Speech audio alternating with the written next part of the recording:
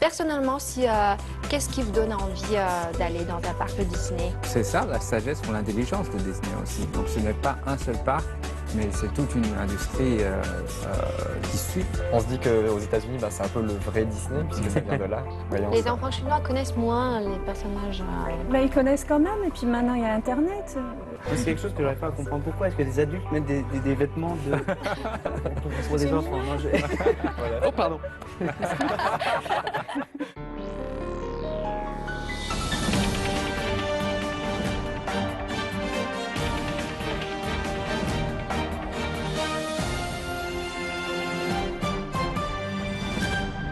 Bonjour à toutes et à tous, Bonjour. bienvenue dans Parlons-en. Le 16 juin 2016, le premier parc Disney en Chine continentale a ouvert à Shanghai. Ce parc est le 6e dans le monde et le 3e en Asie, après ceux de Hong Kong et de Tokyo. À quoi doit-on s'attendre avec ce nouveau parc? Nous allons en discuter dans ce numéro de Parlons-en. Et nous accueillons aujourd'hui 3 invités sur notre plateau. Mademoiselle Sarah Font, productrice indépendante et ancienne artiste lyrique. Bonjour. Bonjour. Bonjour. Et Monsieur Wang Kun, professeur à l'Université des langues étrangères de Beijing. Bonjour. Bonjour. Pierre Bourdeau, comédien. Vous avez participé à de nombreux tournages de productions cinématographiques en Chine. Bonjour à tous. Bonjour. Bonjour. Et bien sûr, notre présentateur invité aujourd'hui, Jonathan Messina, Bonjour. qui va partager avec nous ce sujet. Bonjour. Bonjour, merci de m'accueillir. Est-ce que certains d'entre nous ont déjà visité le nouveau parc Disney à Shanghai? Pas encore. Pas encore. À Shanghai, non, mais à Paris, oui, en France. Ouais. On va tout de suite regarder des vidéos et on va voir si cela vous donne envie ou cela vous découragera.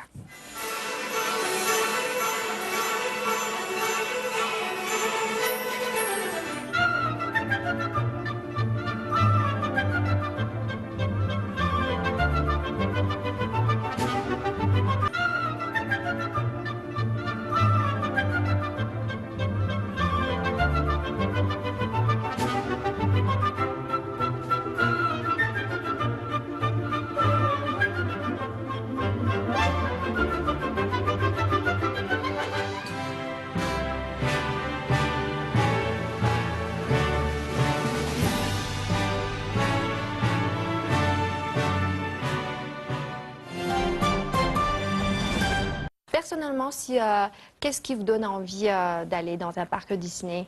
Pour moi, ce qui m'a vraiment choqué, en fait, pas vraiment choqué, mais qui m'a surpris en arrivant la première fois à Paris, à Disneyland Paris, c'était le côté magique que je retrouve d'ailleurs sur les tournages de temps en temps quand on voit des décors comme ça un peu, voilà, des décors superbes. Quand on arrive dans le Disneyland Paris, on se retrouve à n'importe quel âge. En fait, on a l'impression d'être un enfant parce que c'est superbe, quoi. Des souvenirs d'enfance. Ouais, complètement. Et bon, moi, je crois que c'est surtout à la demande des enfants. C'est ça, oui. C'est-à-dire qu'on accompagne les enfants donc, pour y aller, pour découvrir, pour vraiment prendre le temps de les accompagner, vraiment de les voir jouer. Parfois, on n'a pas envie de jouer avec eux, mais il faut les accompagner, quoi. Les garçons ont moins d'envie que les filles. Je sais pas, moi j'ai quand même beaucoup d'amis. La même chose. Oui. En ce qui concerne aux garçons, c'est plutôt les jeux, les attractions. Oui. Mais les personnages ou le château, les fées, Voilà, le les défilé princesses. des princesses, etc. Donc, Est-ce que vous avez des personnages Disney préférés? oui, à mon âge, à mon époque, c'était Mickey. Donc, on regarde beaucoup les feuilletons, les dessins animés à la télé. C'était Mickey Mouse et c'était très très populaire à mon époque. Malheureusement, il n'y avait pas de parc à l'époque. Mais pour ma fille, ça a complètement changé. Donc là, c'est la Reine des Neiges, c'est Elsa, c'est les beaux habits de la princesse, etc. Donc elle s'est fait même maquiller dans le parc. Donc une fois à Paris. Donc, elle s'est beaucoup vantée elle a pris des selfies, elle a envoyé à tout le monde. Donc les personnages changent de génération en génération. Un peu en fonction des dates de sortie des films finalement. Voilà, c'est ça. Mais malgré tout, Mickey, il n'y a plus de films Mickey aujourd'hui et Mickey reste l'emblème de Walt Disney pour tout le monde. Mais je ne connais que Mickey. Voilà. Même si on ne regarde pas Disney, on connaît Mickey. N'est-ce pas? Mais ça s'adapte aussi avec la nouvelle technologie. Maintenant, Mickey, c'est en 3D. Maintenant, si les enfants regardent... Oui, il y a des émissions, Oui, des émissions. où ils apprennent l'anglais ou je sais plus quoi. Enfin, il y a des... Oui. des émissions comme ça, des émissions Disney. Les dessins Avec animés. tout, ouais. Oui. Alice dans les... Wonderland. Au Pays des Merveilles. ouais, ouais, Mhm. Oui. Moi, j'aime bien Jacques Sparrow. Ah, bah ouais. Ah, c'est pour ça. Je suis une fille, mais j'aime bien Jacques Sparrow. Je suis une grande fille qui aime Jacques Sparrow. Et justement, ce film a eu tellement de succès qu'ils ont décidé d'ouvrir des attractions plus tard. Oui. Ouais. Mm. Même à Paris, ils ont rajouté, alors qu'à la base, il n'y en Bien avait sûr. pas. Mais si le parc est déjà construit, c'est pas difficile de changer selon les Non, ils vont nouveaux adapter films. parce que je crois que c'est d'une chaîne de production. Donc en amont, il y a la création des personnages, des images, et puis le cinéma va suivre. Donc on va tourner les films. Et ensuite, après la diffusion des films, on va au fur et à mesure adapter en ajoutant des personnages et des lieux d'attraction. Donc adaptés. Donc je crois que cela crée au fur et à mesure des nouveaux visages, nouveaux types de héros, et les enfants vont, de différents âges vont s'adapter progressivement. Donc c'est ça la sagesse ou l'intelligence de Disney aussi. Donc ce n'est pas un seul parc, mais c'est toute une industrie qui suit en fait ce service. C'est une industrie oui, grandissante et vraiment énorme maintenant, même Mhm. avec justement la franchise Star Wars qu'ils ont réussi à acquérir. Ça a triplé la taille du monde de Disney. C'est- Et On après- revient aussi à la concurrence par rapport aux autres Disneyland en Asie, parce qu'ils agrandissent aussi. Mhm. À Hong Kong ou à Tokyo, en même temps, ils ont les anciens jeux, les anciens programmes, et puis en même temps, ils agrandissent. Donc tout le monde ici est déjà allé dans un parc Disney. Est-ce que cela vous donne envie de retourner ou d'aller dans un autre dans le monde? Je ne sais pas s'il y a beaucoup de différences du coup entre les différents Disney en Asie, celui de Hong Kong, de Tokyo et maintenant de Shanghai. Mais je pense que quand on est allé à celui de Paris, on a quand même envie peut-être d'essayer un Disney en Asie et puis un autre aux États-Unis. Je pense qu'il y a quand Oui, même une c'est petite ça. différence. C'est peut-être plus ou moins la même chose, mais voilà. On se dit qu'aux États-Unis, c'est un peu le vrai Disney puisque ça vient de là. Donc on a envie quand même d'aller voir, on est curieux. Pour son une authenticité. L'authenticité, exactement. Ouais. Mais en Asie, ça donne quand même envie de voir justement. Bah, moi, je suis Bah, très ce que curieux de Disney voir a ce fait. qu'ils ont fait justement pour s'adapter au marché chinois. Qu'est-ce qui est là qu'on n'a pas justement ailleurs dans le monde. C'est ça qui Peut-être m'attire c'est aussi. le spectacle. C'est-à-dire les personnages qui jouent au kung-fu peut-être. Mhm. Le parc Disney de Shanghai a mis en vedette des éléments chinois pour se différencier des autres parcs autour du globe. Le traditionnel château de Cendrillon au cœur du parc est surmonté d'une pivoine, un des emblèmes de la Chine. La culture chinoise est également incorporée dans des spectacles, festivals et célébrations, comme par exemple l'acrobatie chinoise. Les éléments chinois sont partout et il vous suffit d'ouvrir les yeux. Dans le jardin des 12 amis, les signes du zodiaque sont représentés sous la forme de personnages de Disney. Les 12 signes astrologiques chinois, tous représentés par un personnage Disney. Les personnages de Disney s'exercent tous les jours au tai chi dans un style Disney, bien sûr. Disney Town s'annonce déjà comme le lieu incontournable pour les visiteurs amateurs de shopping. Sur l'avenue Mickey, il y a plein de boutiques de souvenirs où vous pouvez acheter de nombreux cadeaux spéciaux tels que des Mickey habillés en soie chinoise, des tasses et des théières à l'effigie des Mickey. Tout cela dans ce parc d'attractions unique. Je me demande justement s'ils ont adapté les langues parce que quand j'étais allé à Paris, ce qui m'avait un peu Forcément. marqué, c'est qu'en fait, le Disneyland de Paris, on l'appelle l'Euro Disney parce qu'en fait, L'Euro c'est Disney, tous oui. les Européens qui y Ouais. vont. Ouais. Donc tout est en anglais en fait, les chansons et Ouais. les spectacles sont en anglais. Et je trouvais ça un petit peu dommage peut-être pour les enfants qui comprennent pas encore l'anglais. Mais d'un côté, ça se comprend parce que voilà, c'est beaucoup d'étrangers qui viennent de toute l'Europe. Donc je me demande, est-ce qu'en Chine, les chansons ont été traduites? Est-ce qu'il y aura les versions chinoises? Ou est-ce qu'ils gardent quand même la langue anglaise? Sûrement. Je crois qu'il y a les versions chinoises des chansons, D'accord. mais je crois que l'anglais est tout de même présent. C'est aussi un les argument pour les parents de dire vous pouvez venir à Disneyland, vous allez apprendre l'anglais. C'est ce que j'ai fait avec mes enfants en tout cas. C'est vrai Ouais. Même pour les faire parler chinois. Mhm. Je les envoie, je fais regarder des films, des dessins animés. Ça marche mieux que les salles de Ouais. course, ça, j'ai Oui, remarqué. c'est vrai. Sûrement. À 2 mois et demi de l'ouverture de ce parc, les tickets ont été mis en vente sur Internet le 28 mars à minuit, à peu près 5 minutes après la mise en vente. La journée d'inauguration affichait déjà complet. Comment expliquer cet engouement? Oui, parce qu'on en a déjà parlé pendant au moins 2 ans. Donc l'ouverture d'un nouveau parc d'attractions Disneyland, en fait, on a redit beaucoup sur Internet et je crois que les parents d'enfants ou les enfants ont beaucoup attendu ce moment. Donc c'est vraiment un privilège de pouvoir être là le premier jour.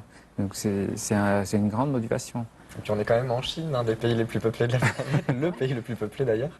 Donc c'est aussi logique que ça se vende aussi vite. C'est aussi, la situation est légèrement différente parce qu'on a déjà le parc à Hong Kong et puis à Tokyo. Donc, il existait déjà 2 dans la région asiatique et les gens, s'ils ont les moyens de voyager hors de frontières, ils peuvent déjà s'offrir ce genre de voyage. Donc ce public visé est légèrement en dessous, c'est-à-dire qui ne peut pas aller voyager au Japon, par exemple, mais qui veulent aller au Disneyland. Donc, Enfin, déjà, c'est le plus grand, le parc le plus neuf, Oui. Mieux équipé. Sûrement. Et les attractions, par exemple, l'écran géant virtuel. Il y a par exemple comme des jeux Pirates des Caraïbes, ce qu'on trouve c'est pas. nouveau. Oui, ça c'est Qu'on nouveau, trouve pas ailleurs. qu'on ne trouvera pas ailleurs. Disney cherche à séduire les foules avec des attractions basées sur les superproductions Disney comme Pirates des Caraïbes, Star Wars et Tron.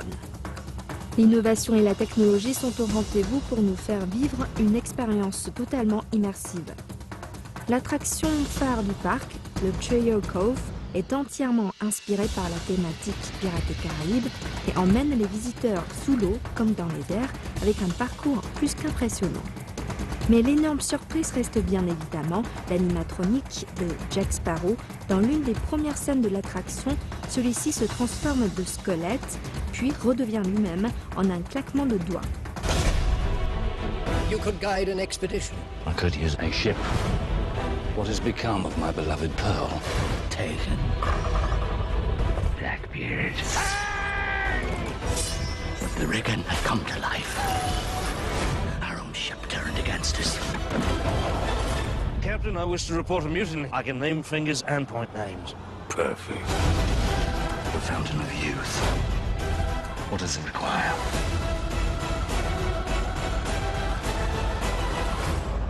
A mermaid, Jack. Tomorrowland comporte l'attraction Tron Light Cycle Power Run, exclusive au parc et basée sur le film Tron l'héritage. Cette attraction vous plonge dans l'univers de fiction haute en couleurs fluorescentes. Une montagne russe comme on n'en a jamais vu. Vous conduisez une moto futuriste et foncez à toute allure sur le circuit de l'attraction. Situé dans un petit bâtiment à l'extrémité gauche de Tomorrowland, Star Wars Launch Bay immerge les visiteurs dans le monde futuriste et mondialement connu de la saga Star Wars.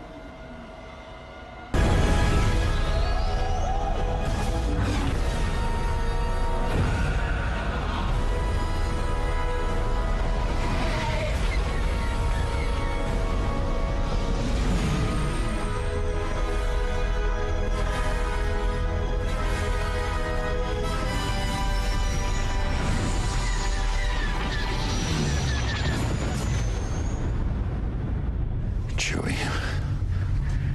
We're home.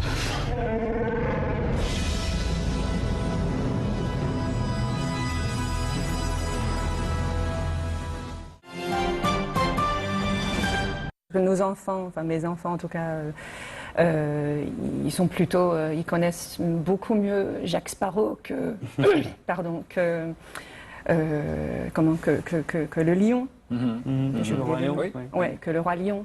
Donc, il paraît que c'est le seul qui existe au monde, à part aux États-Unis, en tout cas en Asie. Il y en a à Disneyland Paris, Pirates des Caraïbes. Enfin, je sais pas si c'est la même attraction, mais on se balade dans un décor justement Ouais, des mais Pirates il des paraît que Caraïbes avec c'est un très, très bateau. vrai. Ouais, avec un bateau, et puis il y a quelques Jack Sparrow, mais de faux Jack. De faux Jack qui sont là, qui font des signes aux enfants, quoi. Et puis dans le château, il y a 13 princesses. Et on peut dîner, manger dans le château, partager un moment assez féerique. C'est comme dans le conte. Pourquoi pas? Et j'ai l'impression qu'en Asie, il y a une vraie frénésie envers tout ce qui est Disney, plus qu'en Europe ou peut-être même aux États-Unis. On voit aussi beaucoup d'adultes en Chine qui portent des vêtements Minnie ou Mickey, ce qu'on voit un petit peu moins. Moi, c'est quelque chose que j'arrive pas à comprendre. Pourquoi est-ce que des adultes mettent des vêtements pour des enfants? Non, Voilà. Oh, pardon. Pensez-vous que ce serait le parc le plus rentable de tous les Disneyland? Je crois que dans Disney, il y a quand même une volonté de faire passer un message.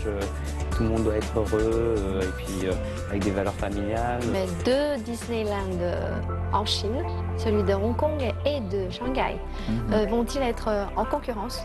C'est une industrie justement pour créer des rêves pour les grands et les petits. Dans la culture chinoise, il y a aussi beaucoup de choses pour créer des parcs à thème chinois, par exemple avec l'histoire de Sun Wukong. Il va y avoir un jour un Confucius Land. Le chiffre d'affaires de ce parc prévoit 33 milliards C'est ça, une trentaine de milliards. yuan. Est-ce que pensez-vous que ce serait le parc le plus rentable de tous les Disneyland? Je crois que pour la première période, c'est tout à fait possible que le parc chinois devient le plus rentable de tous les Disneyland à travers le monde. Il y a, je ne sais pas combien, 7 ou 9 dans le monde entier. Mais en tout cas, je crois que ça représente un nouveau marché. Il y a une grande volonté de venir. Et je crois que pour les quelques années, après l'ouverture, ça va être très rentable. Ils ont une situation géographique qui est idéale aussi, parce que Shanghai, ça reste très central finalement par rapport à la Chine, plus que Hong Kong qui... Pour les gens du Nord, ils auraient peut-être moins se rendre à Hong Kong qu'à Shanghai. 3 heures d'avion, c'est loin. Voilà. Et pour les étrangers, il y a aussi des facilitations au niveau des visas. C'est le cas à Pékin, je ne sais pas, à Shanghai, ils ont sûrement la même chose. On peut venir sans visa maintenant en Chine, juste pour quelques jours. Visa transit, en fait. Voilà, Ouais. donc je pense que pour Shanghai aussi, ça peut être l'occasion. 2 jours en Chine pour Disney. Non, mais pour les personnes qui ne viennent que pour ça, par exemple. 2 jours à Shanghai, 2 jours à Tokyo. Comme on disait, en Asie, il y a une frénésie, donc peut-être les personnes qui habitent dans le sud de l'Asie, il y a beaucoup de Thaïlandais, de Vietnamiens qui adorent Disney aussi. Et Tout à fait. ça peut être Enfin, même l'occasion. pour les adultes, hein. Moi j'y ai été 2 fois à Paris, je trouvais que c'était sympathique. Ça permet de couper, d'oublier la vie réelle. C'est vrai qu'on C'est oublie pas mal. complètement quand on est à l'intérieur. C'est ouais, pas on mal. est- Ouais. Ben, il vaut Tu vois, mieux- c'est oui, pour aussi ça retrouver son m'amène. enfance. Ouais. Il faut savoir qu'une fois qu'on y va, on y reste en général 2 à 3 jours. En moins de Ouais, 2 jours. j'en ai Ouais. fait, enfin je fais en général un jour, 2 fois un jour, mais bon, c'est pas les choses à faire. Mais si on veut voir vraiment, en faire 10 attractions par exemple, il faut rester au moins 2 jours avec Ouais. des files d'attente parce que c'est donc il vaut Et mieux quelqu'un a même calculé un peu un voyage de 2 jours pour aller dans un parc Disney, y compris le prix de billets, les repas et les hôtels. Ça coûte à peu près 2000 yuan, plus de 2000 yuan pour un voyage de 2 jours. Combien vous êtes. Ouais, pour chaque personne. Par rapport Ouais, à je crois que personne. pour une personne, Ouais. C'est-à-dire, il y a des gens qui sont pleins du prix de ce parc parce que Disney a mis le billet d'entrée à 499 yuan pour la période de pointe contre 370 yuan en période normale. Est-ce que vous trouvez que c'est un prix raisonnable par Après, rapport à d'autres parcs? Je pense qu'il faut de toute façon que les prix soient assez élevés parce que à ce prix-là, de toute façon, il y a beaucoup de gens. Si on mettait un petit cadeau d'entrée à 10 kwai, ce serait invivable. Voilà. Il faut essayer de limiter, peut-être. Alors, le prix, c'est une manière de limiter, mais Oui, je crois que c'est aussi un jeu que Disney essaye de jouer. C'est un jeu d'exclusivité, c'est-à-dire c'est au-delà de certains niveaux de consommation, on peut accéder à ce genre de service. Donc c'est une stratégie de marché. Et puis là, le parc vient d'ouvrir, donc c'est un peu un phénomène. Je pense que tout le monde a envie d'y aller en premier, de mettre des photos sur les réseaux sociaux, de Voilà. se vanter un peu. après, ça peut s'essouffler un peu, ce qui est pas plus mal pour les visiteurs. Mais... Mais ça peut mettre du temps quand même, en Chine, à s'essouffler. Après, ce qu'il faudrait voir, c'est combien est-ce que ça représente en fait par rapport, qu'est-ce que ça représente par rapport au salaire moyen Au niveau de des vie. gens qui y vont. Ouais. C'est vrai que ce serait dommage que ce soit trop cher parce que ce serait un peu Bien sûr. élitiste et puis c'est un peu injuste pour ceux qui gagnent moins. Ouais. Peut-être que ce serait bien de mettre des prix un peu plus élevés alors à ce moment-là à l'ouverture et puis quelques mois après ou la deuxième année baisser un peu les prix. Une fois Faire que du c'est un Disney peu- un social. peu moins neuf. Je pense que ça n'arrive pas. Pour le parc de Hong Kong, ils ont même augmenté le prix. Oh, d'accord.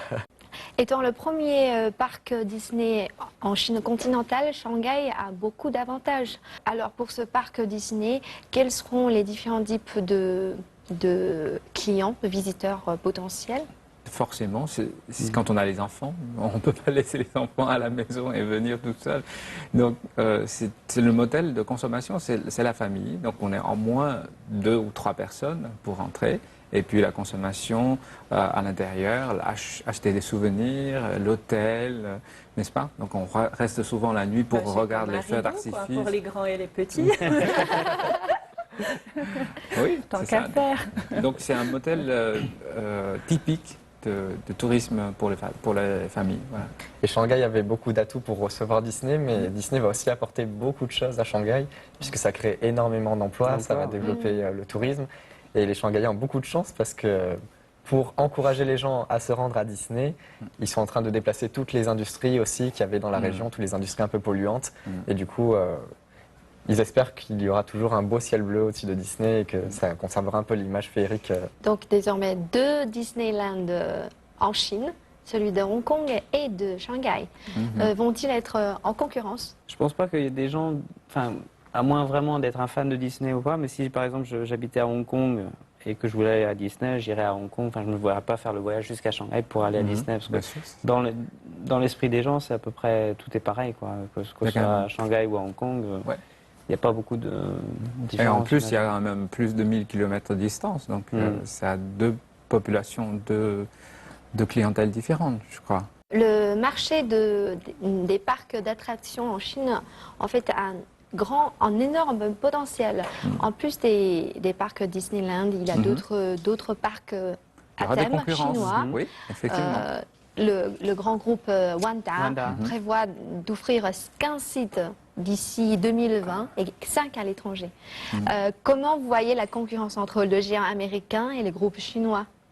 Je crois que c'est normal de voir l'arrivée d'un parc d'attractions. Il existait déjà d'autres parcs d'attractions en Chine, mais qui sont moins connus que Disneyland. Alors, une fois installé en Chine, forcément, Disneyland va rencontrer des concurrences, des grands investisseurs financiers chinois. C'est pas du tout étonnant, mais le problème, enfin, la question à se poser, c'est de savoir est-ce qu'ils seront à niveau, c'est-à-dire que la même attraction que représente le Disneyland. Est-ce que les Chinois peuvent reproduire ce genre de choses et l'influence ou l'impact que cela aura dans le monde? C'est-à-dire que si on ouvre un parc d'attractions chinois quelque part ailleurs dans le monde, est-ce que ça va vraiment attirer les gens? Donc c'est ça la question à se poser. Et puis Disney, ils ont déjà une base qui est là depuis plusieurs décennies maintenant, qui est connue dans le monde entier. Il y a un attrait qui est du fait que Disney est très connu. Je pense que c'est très dur de concurrencer ça. Et je vois en France, par exemple, il y avait eu l'histoire avec Disneyland et puis peu après le parc Astérix qui a ouvert. Alors moi, je vois ça du point de vue d'un consommateur, donc je suis pas vraiment dans le milieu, mais je ne voyais pas vraiment la concurrence entre les deux. Je me disais, de toute façon, j'irai à Disneyland et j'irai au parc Astérix pour voir la différence. Ce sont différents sujets. Puis Disney, on va pour Disney. Voilà. Donc c'est dur de concurrencer ça. Ils sont sur 2 créneaux différents, effectivement. Donc peut-être que pour les autres parcs, il faudrait trouver d'autres thèmes, des parcs aquatiques. Et puis Disney a aussi maintenant la franchise Star Wars, donc c'est encore une fanbase en plus. Si on veut aller voir, moi c'est ce que mon fils a envie de voir d'ailleurs. Il a vu des photos que certains amis ont postées dans leur moment. Et quand il a vu ça, il a dit qu'il voulait aller à Disney aussi, donc on ira, mais pas pour Mickey, ce sera pour Dark Vador. Et justement, vous qui êtes des jeunes parents, alors est-ce que vous pensez que Disney est toujours aussi... Est-ce que c'est le même phénomène que lorsque nous étions enfants? Ou est-ce que ça se perd surtout en Chine, où il y a de plus en plus de dessins animés chinois qui apparaissent? Qu'est-ce que, dans votre expérience? Les enfants chinois connaissent moins les personnages. Mais ils connaissent quand même, et puis maintenant il y a Internet, tous les médias, et puis pour moi de voir les sourires dans les yeux des enfants, cette satisfaction, ça vient au fond du cœur, quoi. C'est sincère, c'est très vrai, et puis ça fait plaisir pour les parents. Bon, on le fait pas tous les jours, mais on peut attendre, on peut le faire. Et en plus, on le sent, ils sont très présents, ils sont dans les cinémas, et les enfants aujourd'hui vont au cinéma plus que notre époque, n'est-ce pas? Quand on est enfant, on regarde plus les dessins animés, feuilletons télé, etc. Mais aujourd'hui, les enfants vont beaucoup au cinéma avec les parents pour voir les nouveaux films de Disney, justement. Donc, ils sortent périodiquement, vont bien choisir les moments clés, les grandes vacances, les Noël, donc les périodes où les enfants ont le temps libre pour aller au cinéma. Donc maintenant, ils ont quand même beaucoup d'influence aussi. Est-ce que vous pensez que c'est une bonne chose, puisqu'on a eu des réactions sur Internet de parents qui trouvaient ça justement dommage d'avoir un parc occidental, alors que finalement dans la culture chinoise, il y a aussi beaucoup de choses pour créer des parcs à thème chinois, par exemple avec l'histoire de Sun Wukong. Oui, il ne faut pas oublier que c'est une industrie. C'est une industrie où on doit fabriquer ce genre d'image et avoir suffisamment d'influence dans les médias pour pouvoir avoir ce genre de parc à thème. Sinon, on peut ouvrir bien sûr les parcs à Sun Wukong, mais je ne suis pas sûr que les enfants viendront. Enfin, Puis il faut voir quel message passe à travers de ça aussi. Je crois que dans Disney, il y a quand même une volonté de faire passer un message. Tout le monde doit être heureux, et puis avec des valeurs familiales, des valeurs qui sont vraiment très présentes. Après, c'est quelque chose que je retrouve pas vraiment dans les dessins animés chinois. Alors peut-être parce que je suis pas chinois mais je me rends compte qu'il y a pas mal de, par exemple en ce moment, des dessins animés qui passent avec des propagandes très. Il y a des dessins animés maintenant où on voit les Chinois faire la guerre avec les Japonais et tout. Donc tout de suite, on arrose les enfants avec ce genre de trucs. Je pense que c'est pas vraiment le happy de Disney. Moi, quitte à choisir, j'ai même poussé mon fils à regarder des dessins animés de Disney parce que ça m'avait apporté beaucoup quand j'étais petit, de regarder ces dessins animés-là. Ça laisse des marques très profondes et j'avais envie que mon fils vive ça aussi. Donc il a vu les dessins animés que j'ai vus quand j'étais petit, les Bambi, les Blanche-Neige, Robin des Bois, etc. Et ce qui est marrant aussi, c'est de voir justement que c'est intemporel, que les enfants, ils n'ont pas besoin de super effets spéciaux, etc. Même des dessins animés qui ont maintenant 50, 60 ans, ils les regardent avec le même enthousiasme. Ça fait plaisir à voir. Un des parcs d'attractions qu'un dessin animé, c'est deux sujets différents. Puis c'est aussi un savoir-faire, c'est un business, un réel business de montrer, de monter un parc de telle dimension. Disneyland, ils ont des expériences depuis des décennies, comme tu l'avais dit. Donc ça paraît normal, mais on va arriver. Il va y avoir un jour un Confucius Land.